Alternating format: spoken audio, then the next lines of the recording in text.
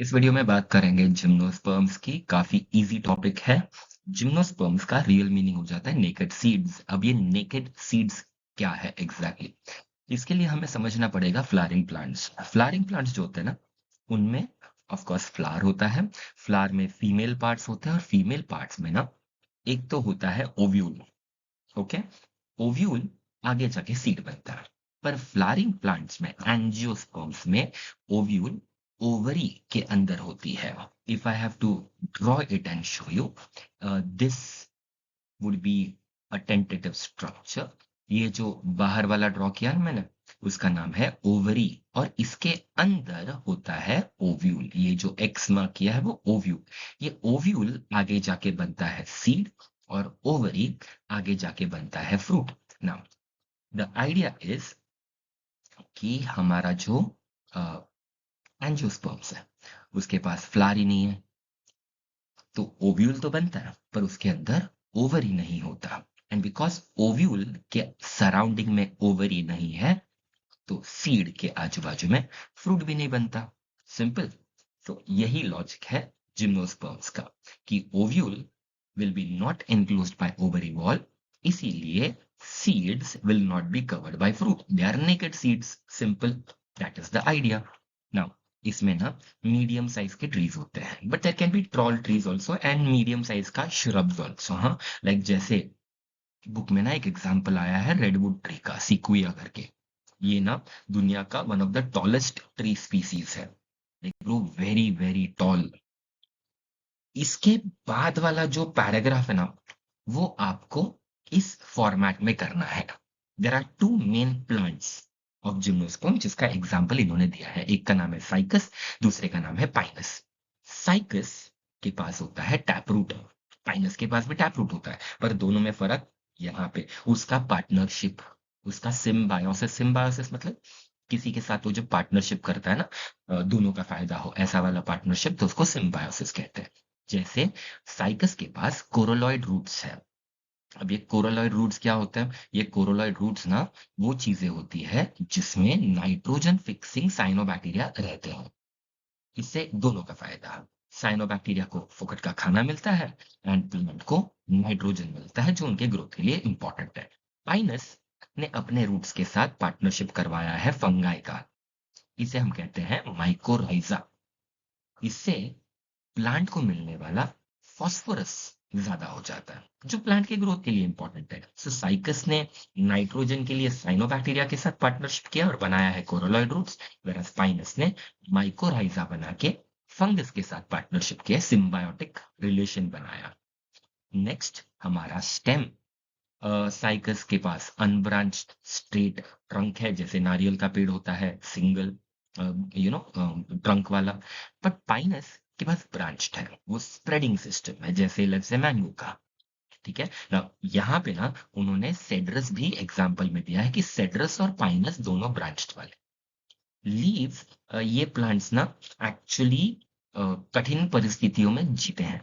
If they live in conditions which are very harsh, तो इन्होंने ना अपने लीव्स को इस तरह से बनाया है कि वो हार्श क्लाइमेट को सहन कर सके।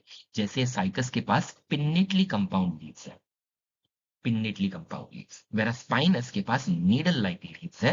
बट इनका काम क्या मालूम है? सरफेस एरिया घटाना। प्लस पाइनस, बिकॉज वो थोड़ा सा ठंडी वाला एरिया में रहता है ना, तो उसका क्यूटिकल थोड़ा सा थिक है, और स्टोमाटा भी थोड़ा सा संकन है, जिससे ना वाटर लॉस कम हो जाए उसकी वजह से। साइकस डायोशियस है, मतलब मेल और फीमेल अलग अलग। पाइनस मोनोशियस है, मतलब मेल और फीमेल सेम ट्री के ऊपर ग्रो करेंगे, मेल फीमेल कोन्स। सिंपल। तो ये टेबल ना अगर आप कॉपी करके रखोगे तो ज्यादा फायदा होगा। Then comes the next concept, which is the leaves are well adapted to withstand extremes of temperature, humidity and wind. जैसे फोटो में बताया ना, कोनिफर का है। इनके लीव्स ना नीडल लाइक होते हैं, जिससे सरफेस एरिया कम हो जाता है, क्यूटिकल थिक हो जाता है, और स्टोमाटा कम होता है, रेड्यूस्ड, वो क्या बोलते हैं उसको, संकन हो जाता है, अंदर चला जाता है, जिससे ना वाटर लॉस घट जाएगा। तो वो हिसाब से ना ये काफी अच्छा मैकेनिज्म है, ताकि वो हार्श क्लाइमेट में प्रॉपरली जी सके। अब इसके बाद वाला जो पेज आया ना, यहाँ पे आपको ये फ्लो चार्ट रियली रियली काम। Gymnosperms are heterosporous. हेट्रोस्पोरस का मतलब होता है कि इनके स्पोर्स जो है अलग अलग कोन्स पे ग्रो करते हैं। लाइक माइक्रोस्पोर्स भी होता है और मेगास्पोर्स भी होता है। माइक्रोस्पोर्स आर उनका pollen grain and megaspores are इनका ओव्यूल्स। ऐसा आप इमेजिन कर सकते हो। The flow chart that you have to remember is this. सबसे बड़ा जो फोटो में यहाँ पे दिख रहा है ना ऑरेंज कलर का, ये है स्ट्रोबिलाई। इसका दूसरा नाम है कोन। सो कोन या स्ट्रोबिला, इसके ऊपर जो हर एक सेक्शन दिख रहा है यहाँ पे, every single section that you can see here, this kite जैसा स्ट्रक्चर जो भी है यहाँ पे, इसका नाम होगा स्पोरोफिल। हर स्पोरोफिल के ऊपर एक छोटू सा, एक ढेर सारे छोटे छोटे स्पोरेंजिया होंगे एंड स्पोरेंजिया के अंदर मियोसिस करके स्पोर बनेगा। ठीक है, स्ट्रोबिला या कोन, उनके ऊपर कौन है, स्पोरोफिल। स्पोरोफिल के ऊपर क्या ग्रो कर रहा है, स्पोरेंजिया, और स्पोरेंजिया के अंदर क्या है, स्पोर। इजी। तो अगर मेल पार्ट्स के बारे में लिखना है ना, तो कुछ ऐसा लिखना पड़ेगा कि माइक्रोस्पोरेंजिएट या मेल स्ट्रोबलाई के ऊपर माइक्रोस्पोरोफिल्स होते हैं, जिसमें माइक्रोस्पोरेंजिया होता है, जिसके अंदर माइक्रोस्पोर्स फॉर्म होते हैं मियोसिस से। वेराज फीमेल स्ट्रोबिलाई या मेगास्पोरेंजिएट स्ट्रोबिलाई जो होता है ना, उसमें मेगास्पोरोफिल होता है जिसपे मेगास्पोरेंजिया है। ये एमसीक्यू, मेगास्पोरेंजिया ही ओव्यूल है। और इस ओव्यूल के अंदर के सेल्स जब मियोसिस करेंगे तो मेगास्पोर बनेगा ना। अभी के लिए ना पहले तो मेल वाला पार्ट ठीक से देख लेते हैं। द माइक्रोस्पोरेंजिएट और द मेल स्ट्रोबिलाई, उसके ऊपर माइक्रोस्पोरोफिल, उसके ऊपर माइक्रोस्पोरेंजिया, उसके ऊपर माइक्रोस्पोर बराबर। ये माइक्रोस्पोर्स ना, they develop into the male gametophytic generation, मतलब पोलन। माइक्रोस्पोर आगे जाके मेल गैमेटोफाइटिक जनरेशन बनेगा, इसका मतलब पोलन ग्रेन बनेगा। इनका नंबर कम होता है, इनका साइज भी काफी छोटा होता है। They are highly reduced and is confined only to a limited number of cells. यही रेड्यूस्ड गैमेटोफाइट का नाम है पोलन ग्रेन। सिंपल। और ये किधर ग्रो कर रहा है, जैसे आप देख सकते हो माइक्रोस्पोर ग्रो करता है माइक्रोस्पोरेंजिया के अंदर। लॉजिक सिंपल ना। फीमेल के लिए आपको थोड़ा सा कंपेयर करना पड़ेगा एंजियोस्पर्म के साथ। जैसे आप यहाँ पे देख सकते हो, द ब्लू कलर वाला चीज जो बाहर के यहाँ पे है, ये वाला, ये जो ब्लू कलर वाला है, इसका नाम है ओवरी। ये ओवरी आगे जाके क्या बनेगी, फ्रूट। ग्रेट। और ये अंदर का ऑरेंज वाला क्या है, ऑरेंज वाला लाइन, ये ऑरेंज वाला लाइन है ओव्यूल। ओके, ओव्यूल के लेयर्स है, कवर है। सिंपल। उसी तरह से जिम्नोस्पर्म्स को देखो, there is no ovary. Blue वाला है क्या यहाँ पे, नहीं है, मतलब ओवरी नहीं है। पर ओव्यूल है क्या, ये ऑरेंज वाला स्ट्रक्चर है क्या, ऑफ कोर्स है। Simple simple. सो ओव्यूल है, ओवरी नहीं है। यहां तक क्लियर है। सेकेंड, ये जो येलो येलो कलर का ड्रॉ किया ना इन लोगों ने, येलो येलो कलर का, ये कहलाएगा न्यूसेलस। ये कहलाएगा न्यूसेलस। देखो यहाँ पे लिखा हुआ है composite structure made up of nucellus, and ये ऑरेंज कलर वाली line will be called as the envelope. Nucellus are just random cells. ठीक है, इनमें से ही एक सेल बोलेगा कि मैं जाके बनने वाला है mother cell, the megaspore mother cell. वो बोलेगा कि मैं आगे जाके माँ बनेगा। सिंपल। तो मेगास्पोर मदर सेल बन जाएगा। अब ये मेगास्पोर मदर सेल जो भी, जिसने भी डिसीजन लिया कि मैं बनेगा आगे जाके, वो मियोसिस करेगा और मियोसिस करके 4 मेगास्पोर बनाएगा। ठीक है, रिमेंबर, न्यूसेलस का एक सेल बोलेगा मैं मेगास्पोर मदर सेल, वो बनेगा 4 मेगास्पोर। मियोसिस करेगा तो एक का 4 बनता है। ठीक है, अब इन 4 में से 3 मर जाएंगे। हम रूल यही है, 4 में से 3 मर गए, जो एक बचेगा वो बनेगा मल्टी सेल्यूलर फीमेल गैमेटोफाइट। समझा, मल्टी सेल्यूलर फीमेल गैमेटोफाइट मतलब फीमेल ऑर्गन्स बनेगा, जिसके ऊपर फीमेल सेक्स ऑर्गन्स होंगे। तो ये फीमेल बनेगी, उसके ऊपर आर्चिगोनिया या फीमेल सेक्स ऑर्गन बनेगी। ओके, और एक बार, ओव्यूल के अंदर न्यूसेलस के एक सेल ने डिसाइड किया मैं बनेगा मेगास्पोर मदर सेल, वो करेगा मियोसिस में 4 सेल बनते हैं, 3 मर जाएंगे, एक बचेगा, ये एक मल्टीप्लाई करेगा और बनेगा मल्टी सेल्यूलर फीमेल गैमेटोफाइट, एक ऐसा स्ट्रक्चर जिसपे 2 या ज्यादा फीमेल सेक्स ऑर्गन या आर्चिगोनिया होगा। सिंपल।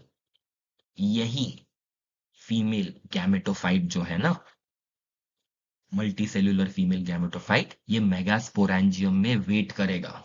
किसका वेट करेगा? पोलन का।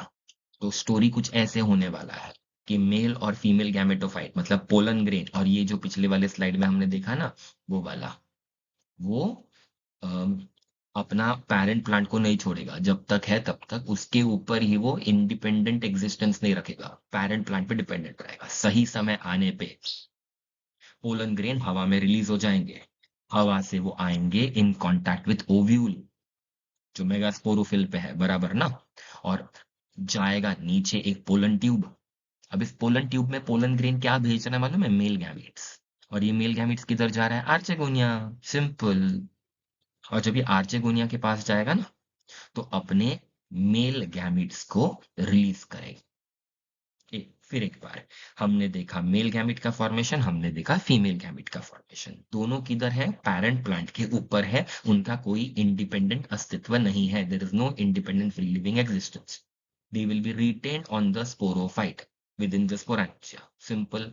फिर जब मेच्योरिटी हो जाएगी, pollen grain will get released, microsporangia से वो निकलेगा बाहर, हवा से जाएगा उड़ते उड़ते ओव्यूल के पास, जैसे ही ओव्यूल को टच करेगा वहां पे वो बनेगा पोलन ट्यूब।